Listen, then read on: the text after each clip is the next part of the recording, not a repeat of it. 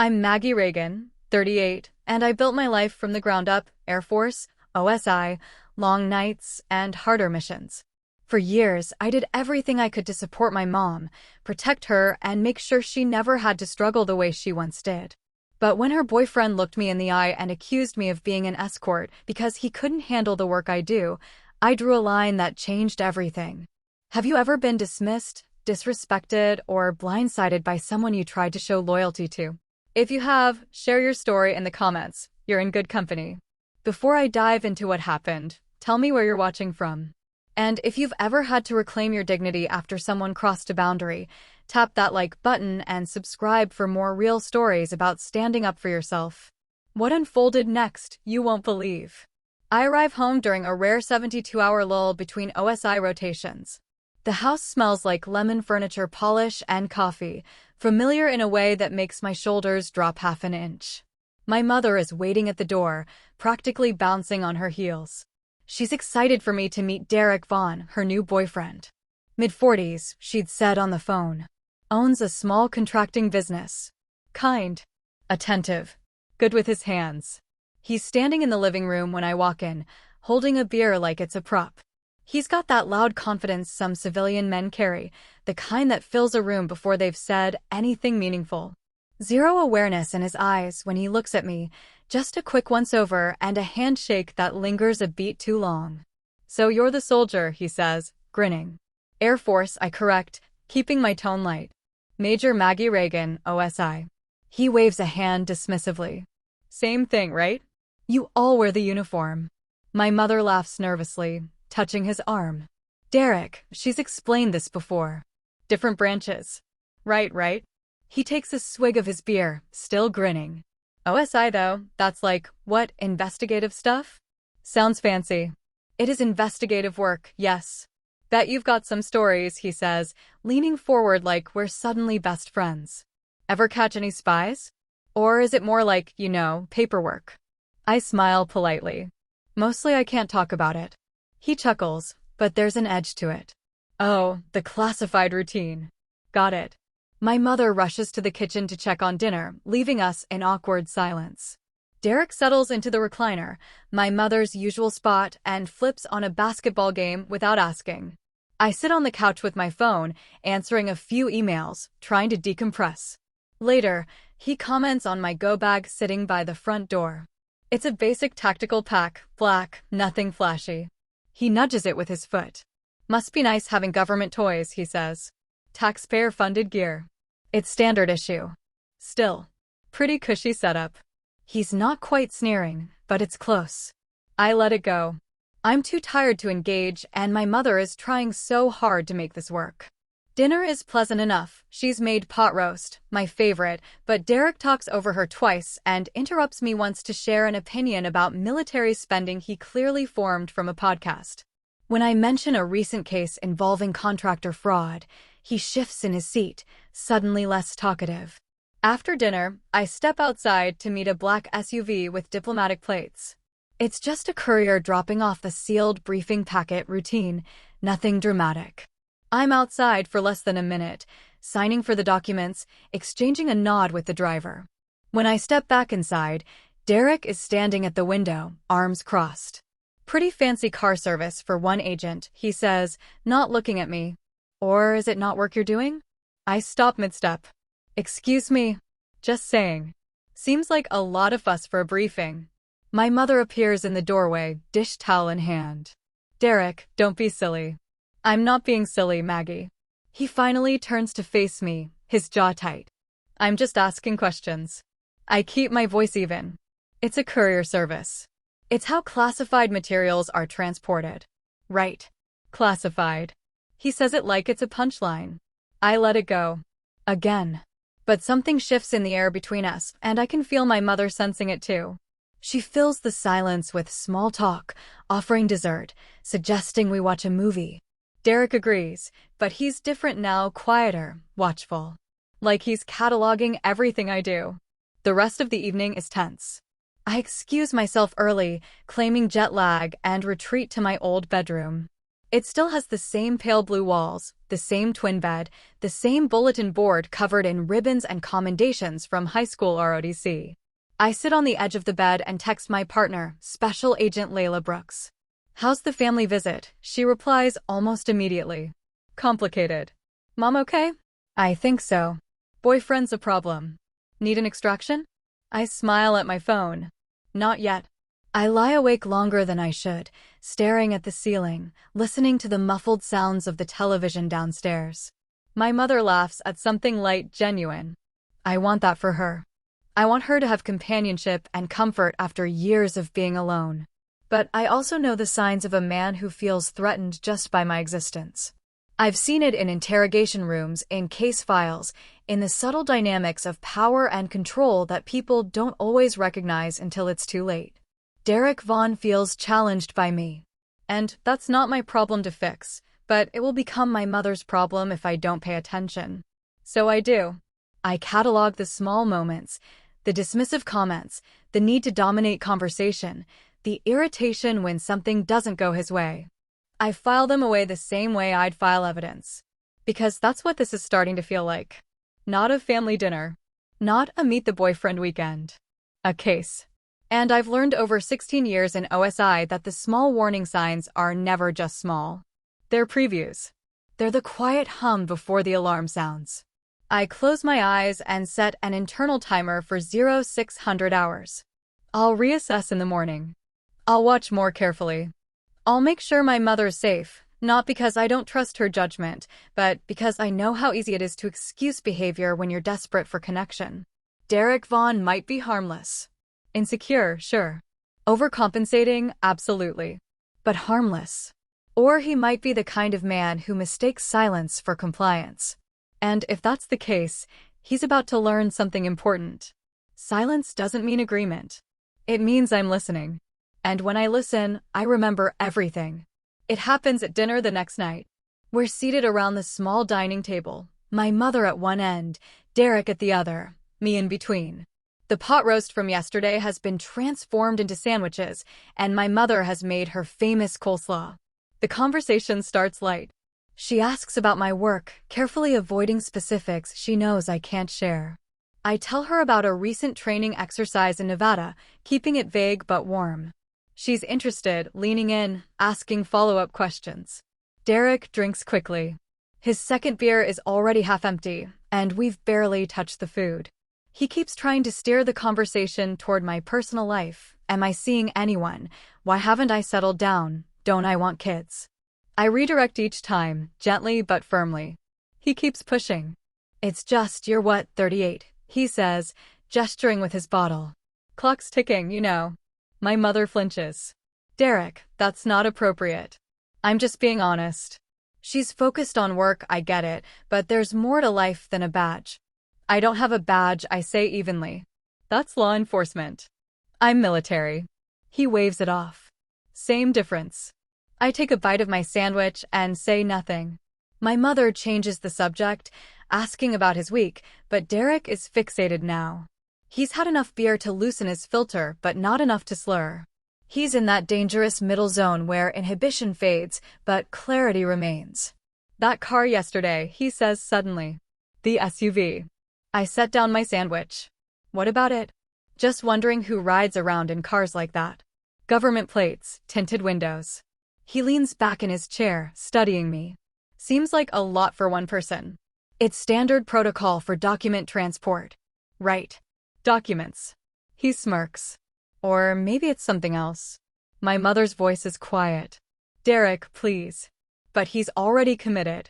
He stands up, his chair scraping loudly against the floor. His face is flushed, his jaw tight. He's not drunk, he's angry. At what? I'm not entirely sure. Maybe at me for existing in a way he doesn't understand. Maybe at himself for feeling inadequate. Maybe at my mother for defending me. He slams his hand on the table. "I saw you in that limo." The room goes silent. My mother gasps, her hand flying to her mouth. "You're an escort." He's pointing at me now, his fingers shaking with the force of his conviction. "You sell yourself. That's how you get those cars and those men in suits." I stay silent. Not out of fear. Not out of shock. But because some accusations are so absurd, so disconnected from reality, that they don't merit oxygen.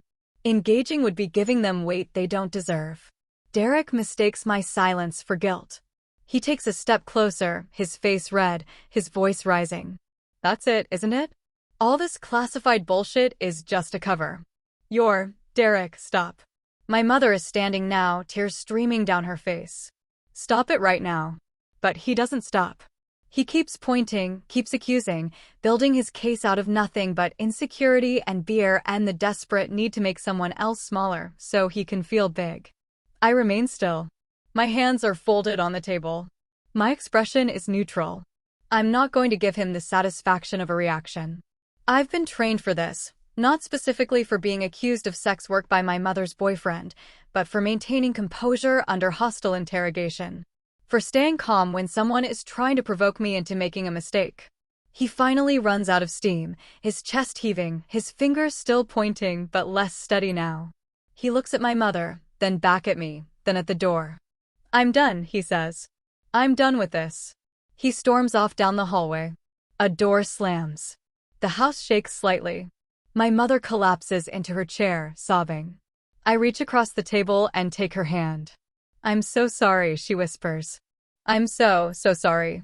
This wasn't about you, I tell her quietly. This was never about you. She shakes her head, trying to catch her breath. He's never said anything like that before. Are you sure? She hesitates. And in that hesitation, I have my answer.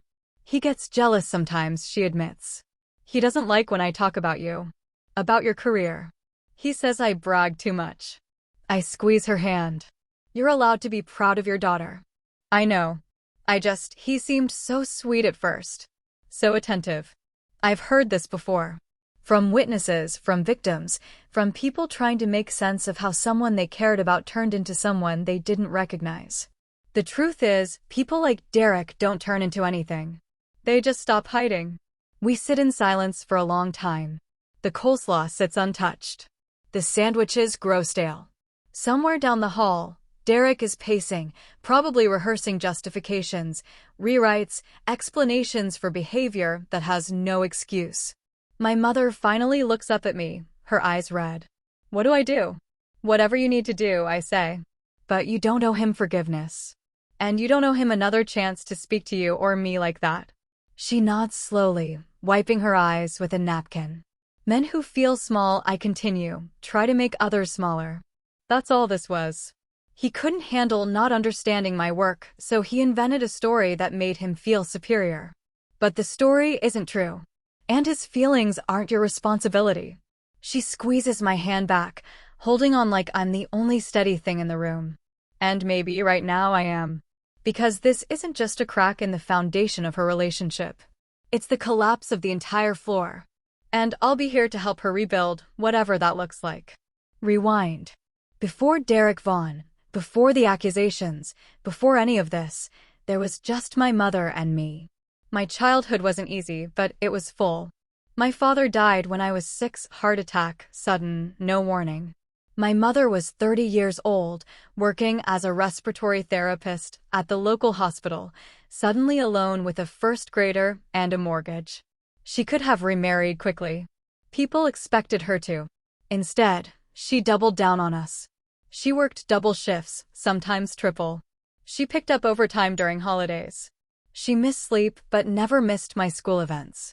She showed up to every parent-teacher conference, every science fair, every track meet. When I told her I wanted to join ROTC in high school, she didn't blink. She bought me my first pair of combat boots with money she'd been saving for new living room furniture. When I got into the Air Force Academy, she cried for an hour straight, not sad tears, but proud ones. She drove me to Colorado Springs herself, helped me move into the dorms, took a photo of me in my uniform that she still keeps on her nightstand. She supported me through every deployment, every transfer, every middle-of-the-night phone call when I could finally talk.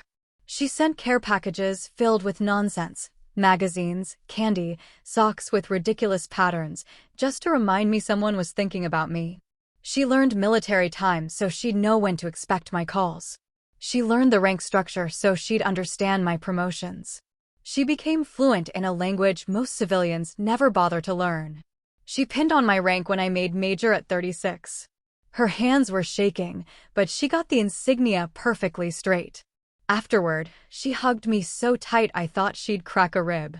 "I'm so proud of you, Maggie," she whispered. "Your father would be too." For years, she joked that she didn't need to date anymore because no one can outrank Maggie. It was her way of deflecting questions about her love life, about her loneliness. I never pushed. I figured she'd tell me if she met someone. When she finally mentioned Derek, I wanted to be happy for her. She deserved companionship.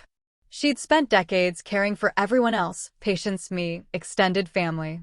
She'd earned the right to be cared for. "He's very structured," she'd said on the phone a few months ago. "Former military family, I think. He likes things done a certain way." I should have heard the hesitation in her voice. The careful phrasing. The way she was selling me on him before I'd even met him. "He's protective," she'd added. "He worries about me driving at night. He doesn't like when I go out alone." Red flags I missed because I wanted her to be happy. "He gets intense sometimes, but he doesn't mean it." Words I've heard in case files, in witness statements, in reports about relationships that start with care and end with control. I think about the signs now, cataloging them the way I'd catalog evidence. The way she apologizes for him reflexively. The way she downplays his reactions. The way she started asking permission. "Derek prefers I don't work evening shifts anymore." The way her voice has gotten smaller over the past few months. The betrayal isn't Derek's insult to me. I've been called worse by hostile witnesses, by suspects trying to rattle me during interrogations. Words don't break me. The betrayal is realizing my mother thought this jealousy, this control, this diminishment, was what she deserved. That after decades of strength, after raising me alone, after building a life from nothing, she somehow convinced herself that being small was the price of being loved. I think about the woman who drove 12 hours to watch me graduate from the academy. The woman who stood in the rain at my commissioning ceremony because she refused to miss a single moment. The woman who told me at 18, "You're going to do things I never imagined. And I'm going to be there for all of it." That woman didn't shrink for anyone. But somewhere along the way, loneliness convinced her that she should. I sit in my childhood bedroom, staring at the ceiling, thinking about all the times she could have chosen herself and chose me instead. All the times she worked extra shifts to pay for my textbooks, my uniforms, my applications. All the times she smiled through exhaustion because she didn't want me to worry. And now, when she finally has the chance to choose herself again, she's chosen a man who makes her feel like she has to apologize for being proud of her daughter. That's the betrayal. Not his words, but her belief that she had to accept them. I hear her moving around downstairs, soft footsteps, running water, the clink of dishes. She's cleaning up from the disaster of a dinner, putting things back in order, trying to restore normalcy to a situation that isn't normal. I think about going downstairs to help. But I also know she needs space right now. Space to process. Space to feel whatever she's feeling without someone watching. So I stay where I am, staring at the pale blue walls, surrounded by remnants of who I used to be. And I make a quiet promise to the version of my mother who raised me, I won't let her forget who she is. I won't let her believe she's worth less than everything. And I won't let Derek Vaughn rewrite her story into something smaller than the truth. Because the truth is this, she is the strongest person I know. And if she's forgotten that, I'll remind her as many times as it takes. The house feels heavy after Derek's outburst. Not loud, just dense, like the air itself is holding its breath. I stay in my room for another hour, giving my mother space, listening to the sounds of dishes being washed, cabinets closing, the television turning on and then off again. Around 2100 hours, I go downstairs. She's sitting at the kitchen table with a cup of tea, staring at nothing. Her eyes are red but dry. She's past the crying stage, into the numb stage. I sit across from her. She doesn't look up. "I'm sorry," she says quietly. "Don't apologize. He shouldn't have said those things."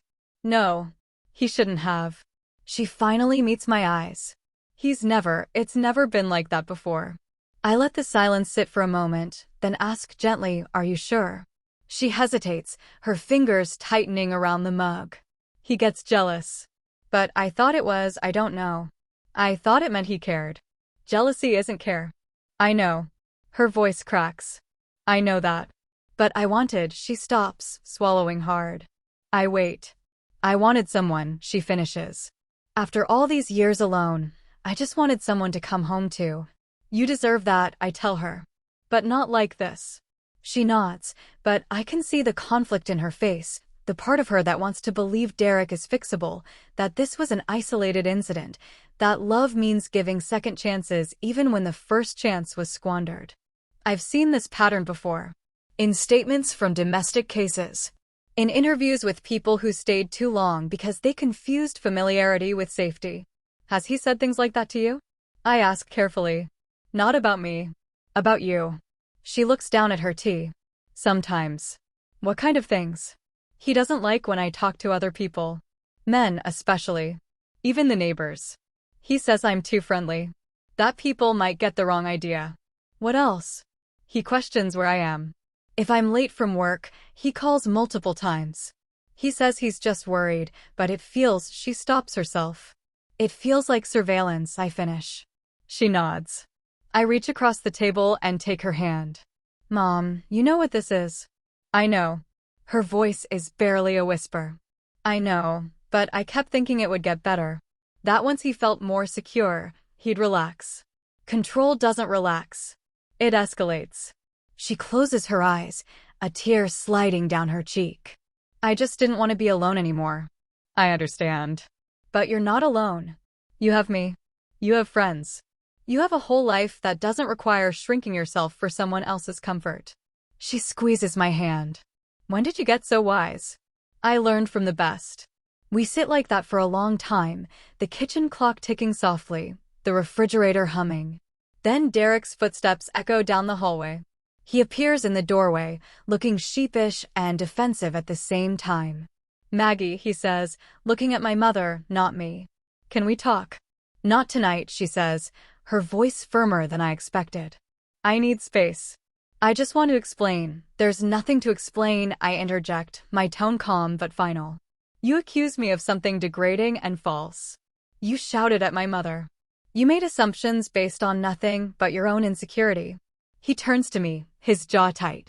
You don't understand, I understand perfectly. You felt threatened by something you didn't comprehend, so you invented a narrative that made you feel superior. That's not, yes, it is. He looks at my mother again, his expression shifting to something that might be remorse, but feels more like damage control. Maggie, I was protecting you. Those men, those cars, I didn't know who they were. You never asked, she says quietly. You just assumed the worst. Because you never told me what she really does. I told you exactly what I do, I say. You chose not to believe it. He opens his mouth, then closes it. He looks between us, realizing he's losing ground. I think you should leave, my mother says. Tonight. His face hardens. You're kicking me out? I'm asking you to give me space. I need to think. Think about what? About throwing away what we have because your daughter. Watch yourself, I say quietly. He stops, his hands clenching into fists at his sides. Not a threat, just frustration with nowhere to go. Fine, he says. Fine. I'll go. But don't expect me to come crawling back. I don't, my mother says. He stares at her for a long moment, as if waiting for her to change her mind. When she doesn't, he turns and walks back down the hallway. We hear him moving around in the bedroom, the sound of drawers opening, a duffel bag zipper. Then the front door opens and slams shut. His truck starts in the driveway, tires crunching over gravel as he pulls away. The silence afterward is different. Lighter. My mother exhales slowly, like she's been holding her breath for months. Thank you, she whispers. You did that, I tell her. I was just here.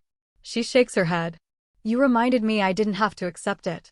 We clean up the kitchen together, washing the dinner dishes we never finished, wiping down counters, restoring order. It's meditative, rhythmic. Neither of us speaks much, but the quiet feels companionable now instead of suffocating. Around 2300 hours, she heads to bed. I stay up, sitting on the porch with a cup of coffee, watching the street. My phone buzzes, a message from Special Agent in Charge Marcus Hyland. Status check. You good? I reply, all clear. Personal matter resolved. Need backup? Negative. Situation handled. Copy that. I set the phone down and lean back in the chair. The night air is cool, the neighborhood quiet. Somewhere down the street, a dog barks once, then goes silent. I think about Derek driving away, convinced he's been wronged. I think about my mother sleeping more soundly than she has in months. I think about the thin line between protection and control, and how easy it is for people to confuse the two. And I think about the truth, the clean, quiet truth that needs no defense. Confidence doesn't require validation. Character reveals itself without a single word raised. And sometimes, the best response to an accusation is simply to exist fully, unapologetically, until the truth arrives and speaks for itself. Which it will. Tomorrow night, at 21:30 hours, the doorbell will ring. And Derek Vaughn will learn exactly who I am. But tonight, I let my mother rest. Because she's earned it. The next evening starts quietly. My mother and I spend the day together running errands, grabbing lunch at her favorite diner, avoiding any mention of Derek. She seems lighter, freer, but there's still a fragility to her I haven't seen before. Like she's testing the weight of her own decisions, making sure they'll hold. We get home around 1800 hours. She makes dinner, nothing fancy, just grilled chicken and vegetables, and we eat on the porch, watching the sunset. The conversation is easy, meandering.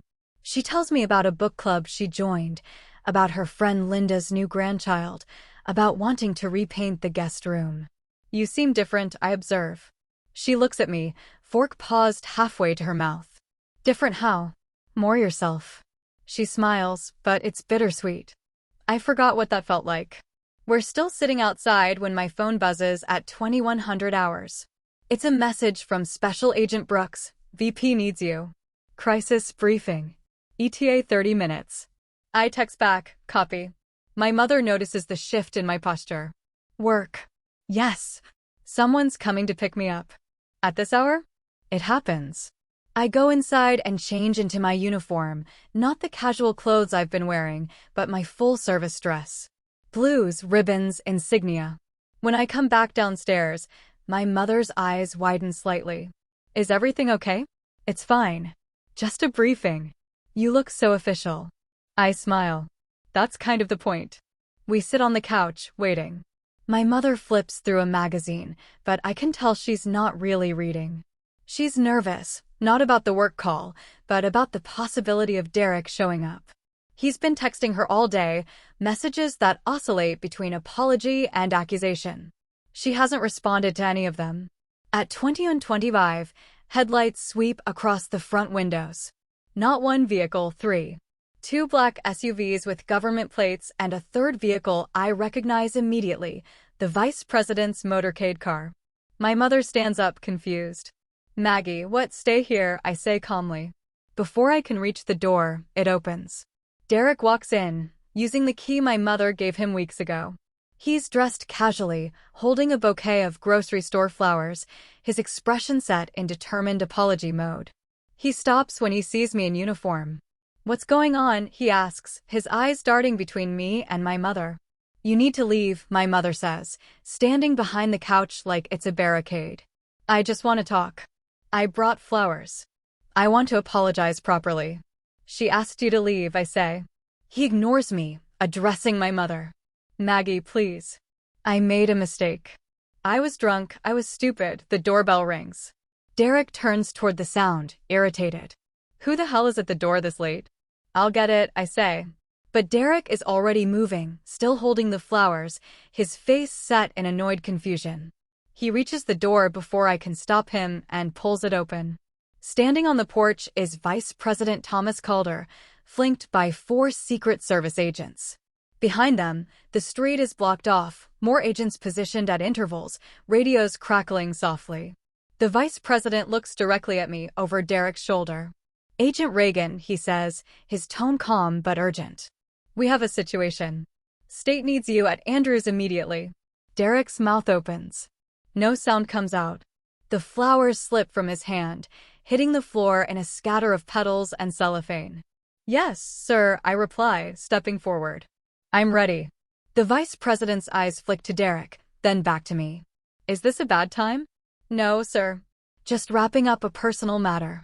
One of the Secret Service agents hands me a tablet, briefing materials, classified headers across the top. I scan the first page quickly while the vice president waits. Derek is still standing there, frozen. His face has gone pale. His knees are shaking. Then he drops. Just crumples straight down, legs giving out, hitting the floor in a graceless heap. My mother gasps, covering her mouth. One of the Secret Service agents glances down at Derek with professional detachment. Should we call medical, sir? He's fine, I say, kneeling briefly to check his pulse. Steady, strong. Just fainted. The vice president looks vaguely amused. I've had that effect on people before. I stand, tucking the tablet under my arm. Mom, I need to go. I'll call you when I can. She nods, still staring at Derek on the floor, then at the vice president, then at the motorcade outside. Yes. Be safe. I follow the vice president to the vehicle. As we walk down the path, I hear Derek starting to come around, groaning, my mother's voice soft and distant as she helps him sit up. One of the agents opens the car door for me. Before I get in, I glance back at the house. Derek is sitting on the floor just inside the doorway, staring at nothing, his face slack with shock. The truth didn't need shouting. It arrived in a motorcade. And sometimes, that's the only explanation necessary. When Derek wakes, fully wakes, not just the groggy half-consciousness of those first few minutes, he's on the couch. My mother has brought him water and a cold cloth. He sits up slowly, his face still pale, his hands trembling. He starts, then stops. The Vice President of the United States, my mother finishes. Yes. He looks around the room as if expecting to find evidence that he hallucinated the whole thing. But the front door is still open, the flowers still scattered on the floor, and through the window, he can see the taillights of the motorcade disappearing down the street. She's really yes. He puts his head in his hands. I called her an escort. My mother's voice is quiet but firm. Yes, you did. The rewrites begin almost immediately. It's textbook. I've seen it in interrogations, in witness statements, in people who can't accept the reality they've created. I was protecting you, Derek says, looking up at her. I didn't know who those men were. The cars, the secrecy, how was I supposed to know? You could have asked. You never told me what she really does. I told you exactly what she does. You chose not to believe it. He stands, pacing now, running his hands through his hair. This is insane. She's what, some kind of special agent? Why didn't you just say that? I did say that. Multiple times. But you didn't tell me it was, he gestures helplessly toward the door. The vice president, Maggie. The actual vice president came to pick her up. I know. And his voice cracks. I accused her of, yes. He sits back down, deflating. I didn't mean it. You said it. I was drunk. That's not an excuse. He looks at her, something desperate creeping into his expression. So what now? You're just going to, throw away what we have because I made one mistake. My mother sits in the chair across from him, her posture straight, her voice steady. Derek, you didn't make one mistake. You made dozens. What are you talking about? You questioned where I was. You didn't like when I talked to other people. You made me feel like I had to apologize for being proud of my daughter. You did. Constantly. She folds her hands in her lap. And last night, when you couldn't understand her work, you didn't ask for clarification. You invented the worst possible explanation and screamed it at her. At me. He opens his mouth to argue, then closes it. That's not protection, my mother continues. That's control.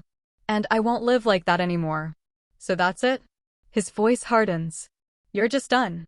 I'm asking you to leave. Permanently this time. His face flushes red.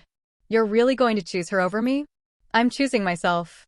He stands abruptly, his chair scraping against the floor. Fine. Fine. You want to throw this away over some misunderstanding, that's on you. It wasn't a misunderstanding. He's already moving toward the bedroom, his footsteps heavy. My mother stays seated, listening to the sounds of drawers opening, belongings being shoved into bags.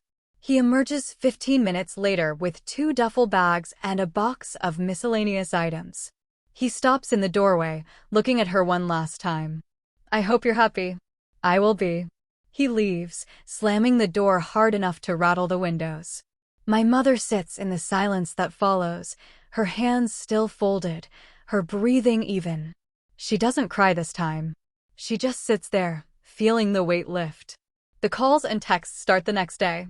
Derek tries everything, apologies that don't acknowledge what he did wrong, explanations that shift blame, promises to change that lack any concrete action steps. My mother shows me his messages when I call from Andrews between briefings. I'm working on myself, one reads. I just need another chance. He doesn't apologize to you, I observe. Not once. I noticed. And he doesn't acknowledge the control. Just the outburst. I know. What do you want to do? She's quiet for a moment. I can hear her breathing on the other end of the line, thinking. Nothing, she finally says. I don't want to do anything. That's a valid choice. Is it? Absolutely. You don't owe him closure. You don't owe him a conversation. You don't owe him anything. She exhales slowly. Then I'm going to delete his messages, block his number, and move on. I think that's smart. Do you think I'm being too harsh? Mom, he accused me of sex work and yelled at you in your own home. You're being generous by not filing a restraining order. She laughs, a small, surprised sound. You're right. I usually am. Over the next few weeks, Derek tries different approaches. He likes her social media posts. He sends messages through mutual acquaintances. He shows up at her book club once, claiming he happened to be in the area. My mother ignores all of it. At first, it's hard for her. She second-guesses herself, wonders if she's overreacting, considers whether she should at least hear him out. But each time she wavers, she remembers the feeling of walking on eggshells. The constant vigilance. The apologizing for things that weren't her fault. And she holds firm. By the 5th week, Derek's attempts slow down. Then stop altogether. Word filters back through the small community where they both live. He's moved to a different part of town, keeps to himself, tells people they just weren't compatible. My mother doesn't correct the narrative. She doesn't need to. She's too busy rediscovering who she is without someone telling her who to be. She rearranges the living room furniture, not because it needed rearranging, but because she can. She plays music Derek hated, classic rock, loud and unapologetic. She cooks the heavy, flavorful meals he always complained about. She stays up late reading without someone asking when she's coming to bed. She talks to neighbors without worrying about being too friendly.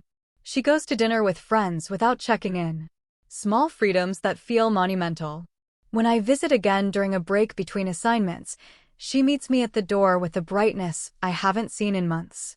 The house feels different, warmer, more alive. You look good, I tell her. I feel good, she replies.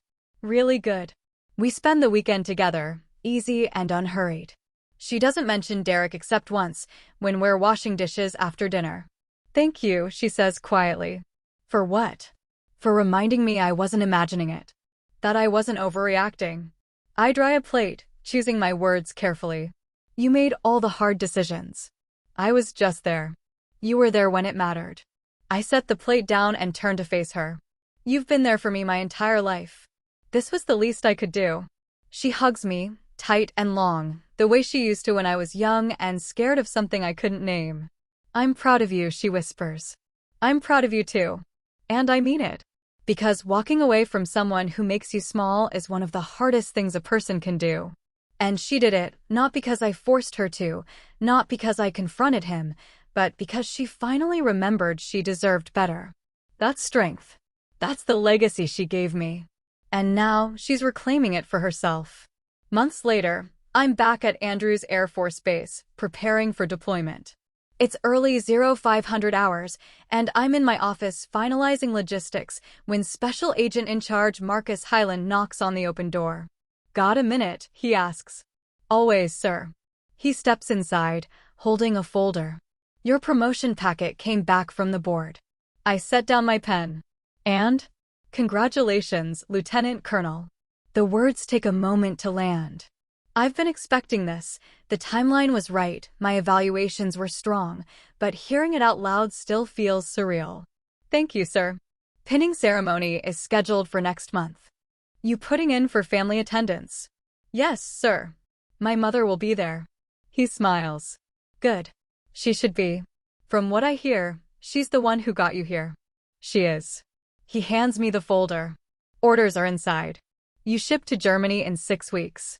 Command position. I flip through the pages, official, stamped, real. Understood. After he leaves, I sit alone in my office, staring at the promotion orders. I think about calling my mother immediately, then decide to wait. I want to tell her in person, want to see her face when she hears the news. Later that day, I drive to her house. She's in the garden, wearing old jeans and a sun hat, pulling weeds with focused determination. Hey, Mom. She looks up, shielding her eyes from the sun. Maggie, I didn't know you were coming by. I have news. She stands, brushing dirt off her knees. Good news. The best. I hand her the folder. She opens it, reads the first page, and her eyes fill with tears. Lieutenant Colonel, she whispers. Lieutenant Colonel. She hugs me, still holding the folder, laughing and crying at the same time. Your father would be so proud. So would you. I am. I always have been. We stand there in her garden, the afternoon sun warm on our shoulders, the smell of fresh earth and growing things all around us. She pulls back, wiping her eyes, studying my face. When's the ceremony? Next month. You'll pin me? Of course. I wouldn't miss it for anything. We go inside, and she makes tea while I fill her in on the details, the new command, the move to Germany, the responsibilities that come with the promotion. She listens intently, asking questions, making mental notes. You're going to do amazing things, she says. I already have. She shakes her head. No. I mean bigger things. Things that matter. This matters. She reaches across the table and squeezes my hand. I know. I want the world to see what I see. The strength, the integrity, the person you've become. They will. Eventually. We talk for hours, the conversation drifting from my career to her book club to the neighbor's new dog. It's comfortable, easy, the kind of companionship that doesn't need filling with noise. Before I leave, she walks me to the door. Derek texted me yesterday, she says casually. I stop. What did he say? That he heard I was doing well. That he hopes I'm happy. Are you going to respond? She shakes her head. There's nothing to say. Good. She smiles. You know what I realized? I spent so long trying to make someone else comfortable that I forgot what it felt like to be comfortable myself. And now that I remember, she pauses. I'm never going back. You shouldn't have to. I won't. I hug her goodbye, holding on a little longer than usual. When I pull back, she's smiling, not the careful, placating smile she wore around Derek, but the full, genuine smile I grew up with. I'll see you at the ceremony, I say. I'll be the one crying in the front row. I laugh. I'd expect nothing less. Driving back to base, I think about justice, not the loud, dramatic kind, but the quiet kind that happens when people simply choose themselves. When they stop accepting less than they deserve and start rebuilding from a place of truth. Derek Vaughn accused me of being an escort. He yelled at my mother in her own home. He tried to make us both smaller so he could feel big. And his punishment wasn't public humiliation or confrontation. It was losing access to 2 women who finally realized they didn't need him. That's the clean, quiet truth. You don't owe explanations to people who weaponize your silence. And the best revenge isn't dramatic or loud. It's simply living well. The pinning ceremony takes place on a clear morning in late October. The base chapel is full, colleagues, subordinates, command staff, and my mother, sitting in the front row exactly as promised. I stand at attention while the chaplain offers a brief invocation. Then Special Agent in Charge Highland reads the promotion orders, his voice formal and proud. When he finishes, my mother is invited forward. She walks slowly, carefully, holding the lieutenant colonel insignia like they're made of glass. Her hands shake slightly as she removes my major's oak leaves and replaces them with the silver oak leaves of my new rank. She steps back, salutes, civilian style, hand over heart, and whispers, "I'm so proud of you." "I know," I whisper back. The ceremony concludes with handshakes, congratulations photos. My mother stays close, beaming, introducing herself to anyone who approaches. She's in her element, proud, happy, free. Afterward, we go to lunch at a quiet restaurant off base. She orders wine, which she rarely does, and toasts to new beginnings. For both of us, I add. She clinks her glass against mine. For both of us. We talk about everything and nothing, my upcoming move, her garden plans, the book club's next selection. She mentions that she's been thinking about taking a trip, maybe visiting me in Germany once I'm settled. I'd like that, I tell her. I've never been to Europe.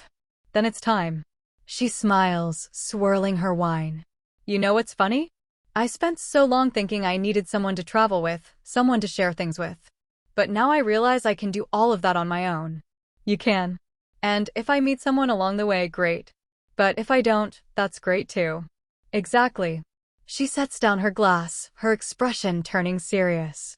Maggie, I want you to know something. What's that? I'm sorry it took me so long to see what was happening with Derek. I'm sorry I let him treat us that way. You have nothing to apologize for. I do, though. Because you tried to warn me in your own way. And I didn't listen. I reach across the table and take her hand. You listened when it mattered. That's what counts. I just don't want you to think I'm weak. Mom, you're the strongest person I know. You raised me alone, supported every crazy dream I had, and when you finally realized you deserved better, you chose yourself. That's not weakness. That's courage. She squeezes my hand, tears slipping down her cheeks. Thank you. For what? For being exactly who you are. For showing me what strength looks like. For reminding me I didn't have to settle. You taught me all of that. Then maybe we taught each other. We finish lunch, pay the bill, and walk back to the car. The sun is high, the air crisp, the day stretching out before us with no particular agenda. What do you want to do now? I ask. She thinks for a moment, then grins. Let's go shopping. I need new luggage for Europe. I laugh. Deal. We spend the afternoon browsing stores, trying on ridiculous hats, drinking overpriced coffee, and laughing more than we have in years. My mother is radiant, not because anything external has changed, but because she's finally inhabiting her life instead of tiptoeing through it. That evening, when I drop her off at home, she lingers by the car door. I love you, Maggie. I love you too, Mom. And I'm really, really proud of you. Not just the rank. Everything. Right back at you.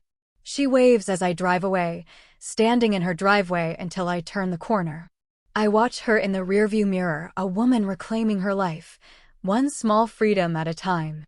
And I think about Derek, wherever he is, convinced he was wronged, rewriting history to cast himself as the victim. The truth is simpler. He met a woman who'd spent her life being strong for others. He mistook her kindness for weakness. And when her daughter, the one he accused of escort work, was summoned by the Vice President of the United States, he fainted on the spot. No revenge. No confrontation. Just the quiet justice of truth revealing itself. Because confidence doesn't need defending. Character reveals itself without a single word raised. And the clean, quiet truth is this. Some men yell because they're afraid of being small. But real strength doesn't shout. It simply exists, calm, steady, undeniable. And when the vice president knocks at 21:30 hours asking for Agent Reagan by name, that strength needs no translation. It's already fluent. 15 years later, I'm standing in my mother's driveway, watching movers carry boxes into a sleek silver sedan. She's 77 now, moving with the same determined energy she's always had, directing traffic like a retired general overseeing one final campaign. That box goes in the back seat, she calls out. Careful with that one, it's got my good china. I lean against my car, arms crossed, smiling. You know they have dishes in Arizona, right? She waves me off. Not my dishes. It's been a journey, these past 15 years. After that night with Derek, after the vice president's motorcade and the quiet reclaiming of her life, My mother became someone I barely recognized. Not because she changed, but because she finally stopped hiding. She traveled.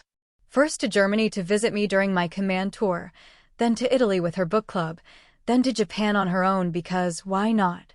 She learned photography, took cooking classes, volunteered at the Veterans Hospital.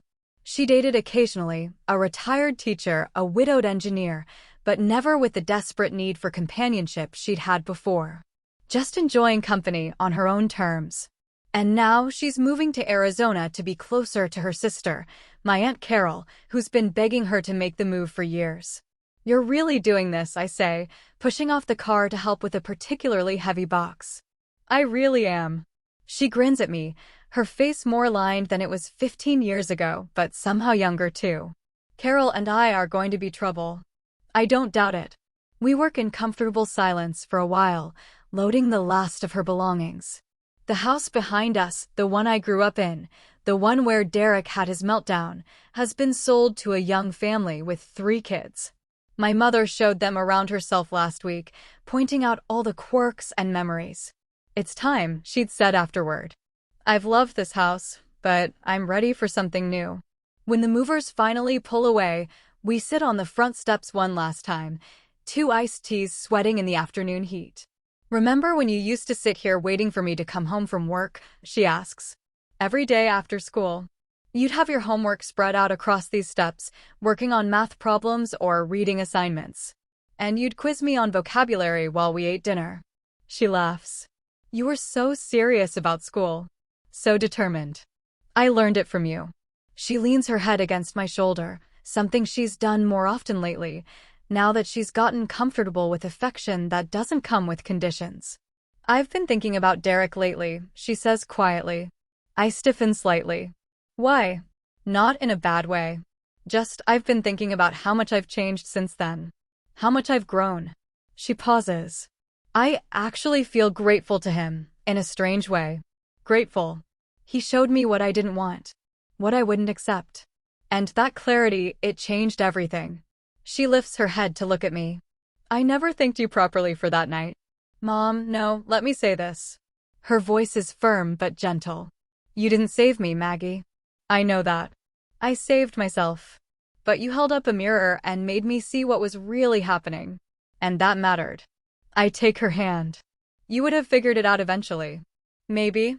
But maybe not before it got worse. She squeezes my fingers. So thank you. For being there. For being you. Always. We sit there as the sun moves lower, casting long shadows across the lawn I used to mow, the driveway I learned to ride a bike on, the steps where I waited for her countless times. How's work? She asks, shifting to lighter topics. Still saving the world? I laugh. Something like that. I'm actually retiring next year. Her eyes widen. You are. 30 years is enough. I've done my time. What will you do? Teach, maybe. Consult. I've had offers from a few defense contractors, but I'm not sure I want to go that route. I shrug. Honestly? I might take a year and just figure it out. That sounds perfect. What about you? What's the plan in Arizona besides causing trouble with Aunt Carol? She grins mischievously. There's a veterans art therapy program I'm interested in. And Carol and I are thinking about starting a podcast. A podcast? About what? Life after 70. Dating, travel, reinvention. All the things people think you can't do once you hit a certain age. I can't help but laugh. That's amazing. We're calling it Still Here, Still Fierce. Perfect. She pulls out her phone and shows me some notes, episode ideas, potential guests, equipment they'll need. She's genuinely excited, her eyes bright with possibility. You know what I realized, she says, putting the phone away. I spent so much of my life in waiting mode. Waiting for your father to come home from work. Waiting for you to grow up. Waiting for someone to make me feel complete. And now she spreads her arms wide. I'm not waiting anymore. I'm just living. It looks good on you. It feels good too. My phone buzzes, a message from my partner of 8 years, Elena, asking when I'll be home.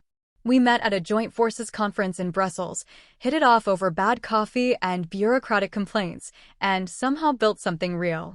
She's Air Force 2, a colonel now, stationed at the Pentagon while I finish out my time at Langley. Elena wants to know about dinner, I say. Tell her to come here. I'll order pizza. One last meal in the old house. I text back and Elena responds immediately, on my way. Bringing wine. She's bringing wine, I relay. My mother stands, brushing off her jeans. Good. We'll make it a proper goodbye. We move inside, walking through empty rooms that echo with memory. The living room where I practiced my first salute. The kitchen where she taught me to cook. The hallway where Derek stood, 15 years ago, pointing and accusing before fainting at the sight of presidential authority. Do you ever wonder what happened to him? I ask. She considers this. Sometimes. I heard he remarried, moved to Florida. Apparently he's mellowed with age. Good for him, I guess. I don't wish him ill. I just don't think about him much. She runs her hand along the kitchen counter one last time. He was a chapter. Not even a long one. And I've written so many better chapters since. Elena arrives an hour later, carrying 2 bottles of wine and a bag of breadsticks. She hugs my mother warmly. They've become genuinely close over the years, bonding over their shared exasperation with military bureaucracy and their mutual love of terrible reality TV. Last night in the house, Elena says, looking around. How are you feeling? Ready, my mother replies. Excited. Maybe a little nostalgic, but mostly ready. We order pizza and eat sitting on the living room floor. No furniture left, just us and cardboard boxes and plastic cups filled with decent Merlot. We tell stories, laugh at old photos my mother pulls from her purse, make plans for visiting Arizona.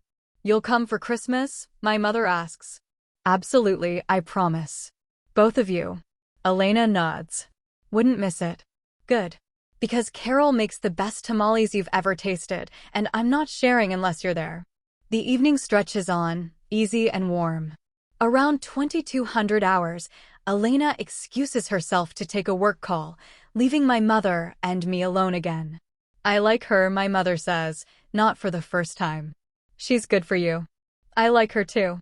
You're happy. Very. She smiles, satisfied. That's all I ever wanted for you. Not the rank, not the career, though I'm proud of all that. I just wanted you to be happy. I am. Are you?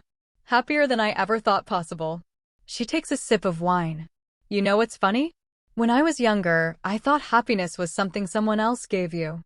A husband, a partner, whatever. And I spent so long looking for it in other people. And now? Now I know it's something you create. It's a choice you make every day to show up for yourself, to do things that matter, to surround yourself with people who add to your life instead of taking from it. That's wisdom. That's 77 years of figuring it out the hard way. Elena returns and we finish the wine, sharing the last of the breadsticks. As midnight approaches, we finally gather our things to leave. My mother takes one last walk through the house, touching walls, looking out windows, saying goodbye to a place that held so much of her life. At the front door, she turns back one final time. Thank you, she whispers to the empty rooms. For everything. Then she locks the door, hands me the key to give to the new owners tomorrow, and walks to her car without looking back. Where are you staying tonight? Elena asks. Hotel near the airport. My flight leaves at 0900. We'll follow you, I say. Make sure you get there okay. Maggie, I'm 77, not helpless. Humor me. She rolls her eyes, but doesn't argue. We caravan to the hotel, help her check in, carry her overnight bag to her room. She orders us out after 10 minutes, claiming she needs her beauty sleep. I'll call you when I land, she promises. You better. She hugs us both long, tight hugs that feel like punctuation marks on a chapter ending. I love you both, she says. Drive safe. Love you too, Mom. Elena and I leave her there, standing in the doorway of her hotel room, waving until we round the corner. In the car, Elena reaches over and squeezes my hand. She's amazing, Elena says. She really is. Think she'll actually start that podcast? Absolutely. And it'll probably be wildly successful. Elena laughs. I believe it. We drive home in comfortable silence, the city lights blurring past. I think about my mother at 27, newly widowed, facing an uncertain future with a 6-year-old daughter. I think about her at 62, trying to find companionship and settling for control. I think about her at 77, flying to Arizona to start fresh, to build something new, to keep choosing herself every single day. And I think about myself at 38, standing in that same house, watching Derek Vaughn faint at the sight of presidential authority. The younger version of me who thought rank and uniform were the most important measures of success. Now, at 53, I know better. Success isn't the stars on your collar or the ribbons on your chest. It's the quiet accumulation of days where you showed up as yourself. It's the relationships built on truth instead of convenience. It's the moment you stop shrinking and start expanding into all the space you deserve. 6 months later, Elena and I are sitting in my mother's new Arizona living room, drinking margaritas and listening to her and Aunt Carol record their podcast. They're in Carol's converted garage, which they've transformed into a surprisingly professional studio, microphones, soundproofing, the works. So this week's topic, My Mother's Voice Comes Through the Monitor, is about reinvention. Specifically, what to do when you realize you've been living someone else's version of your life. Oh, I love this one, Carol responds. Because I think everyone hits that point, regardless of age. They talk for 40 minutes, funny, honest, occasionally profane. They discuss my mother's relationship with Derek, Carol's divorce at 68, the ways they both learned to prioritize their own needs without guilt. The thing is, my mother says near the end, I wasted so much time thinking I needed permission to be myself. Permission from partners, from society, from some imaginary rulebook about how women of a certain age should behave. And when did that change? Carol prompts. When my daughter reminded me I didn't need permission. I just needed courage. Elena glances at me, raising an eyebrow. I shrug, suddenly emotional. They wrap up the episode with their signature sign-off. Stay fierce, stay curious, and remember, the best chapter of your life might be the one you haven't written yet. When they emerge from the garage, both flushed and laughing, my mother spots my face and immediately comes over. You okay? Yeah. Just proud. Of me? Of us. Of how far we've both come. She sits beside me, taking my hand. You know what I was thinking about earlier? That night. With Derek and the vice president. What about it? I was thinking how it wasn't really about him getting his comeuppance, even though that part was satisfying. She smiles. It was about truth revealing itself. About you not having to defend yourself, because the reality spoke louder than any explanation ever could. I've thought about that a lot over the years. Me too. And I've realized that's how real power works. It doesn't need to announce itself. It just exists, undeniable and clear. Carol brings over fresh margaritas, and we toast to various things: the podcast, our health, new beginnings. The conversation flows easily, jumping from topic to topic, occasionally interrupted by Carol's husband Joe, who brings snacks and terrible jokes. So, what's this I hear about retirement? Carol asks me. Next June. 30 years, done. And then what? Teaching at the War College, probably. Maybe some consulting. Definitely more time with Elena. Elena grins. I'm holding you to that. What about you? My mother asks Elena. How much longer? 5 more years. Then we're thinking about buying a place in Montana. Somewhere quiet. Montana. Carol looks delighted. We'll come visit. Make it a whole thing. Please do, I say. Seriously. We spend the weekend in Arizona, hiking, slowly, at my mother and Carol's pace, eating too much Mexican food, recording a guest appearance on their podcast where I tell carefully declassified stories from my career. It's easy, joyful, the kind of time that feels both significant and ordinary. On our last night, my mother and I sit on her back patio, watching the desert sunset paint the sky impossible colors. I'm really happy you found this, I say, gesturing at the house, the view, the life she's built. Me too. Though I'll admit, it was scary at first. Moving, starting over, being this age and still figuring things out. She sips her water. I kept thinking, shouldn't I have it all figured out by now? Does anyone? Probably not. But there's this pressure, especially for women, to have reached some state of completion by a certain age. Like we're supposed to be done growing. That sounds terrible. It is terrible. And it's a lie. She turns to look at me. I'm 77 years old, and I'm still becoming. Still learning. Still changing. And that's not something to be ashamed of, it's something to celebrate. I'll drink to that.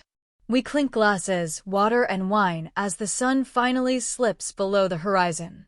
Can I tell you something? She asks. Always.